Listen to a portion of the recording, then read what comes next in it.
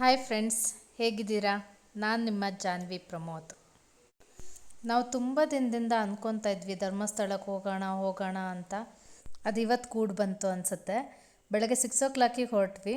ಮಳೆ ಸಿಗಲಿಲ್ಲ ನಮಗೆ, ಹಾಗಾಗಿ ನಮಗೆ ಹೋಗೋಕ್ಕೇನು ತೊಂದರೆ ಆಗಲಿಲ್ಲ. ನಮ್ಮ ಕಾಲೇಜ್ SDM ಕಾಲೇಜು ನೋಡ್ತಾ ಇದ್ದರೆ ಎಲ್ಲ ನಮ್ಮ ಕಾಲೇಜ್ ಮೆಮೊರೀಸು ಎಲ್ಲ ರೀಕಾಲ್ ಆಗುತ್ತೆ.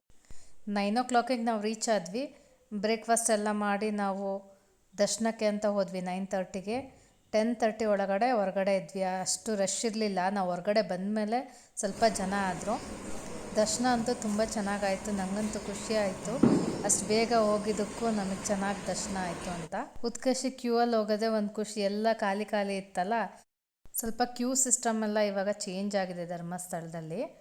ನಾವು ಹೋಗಿ 2 years ಆಗಿತ್ತು ಆಲ್ಮೋಸ್ಟು. ದರ್ಶನ ಬೇಗ ಆಗಿದ್ದರಿಂದ ಮ್ಯೂಸಿಯಮ್ಗೆಲ್ಲ ಹೋಗೋಣ ಅಂತ ಅಂದ್ಕೊಂಡ್ವಿ.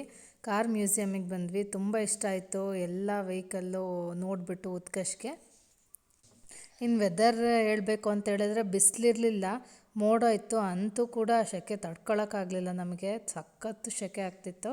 ಸೊ ಇಲ್ಲಿ ಮ್ಯೂಸಿಯಮಿಗೆ ಹೋಗಿ ಮುಗಿಸಿದ್ಮೇಲೆ ಮುಂದೆ ಆನೆ ಇದೆ ಅಂತ ಹೇಳಿದರು. ಆನೆ ನೋಡ್ಕೊಬರೋಣ ಅಂತ ಹೊರಟ್ವಿ.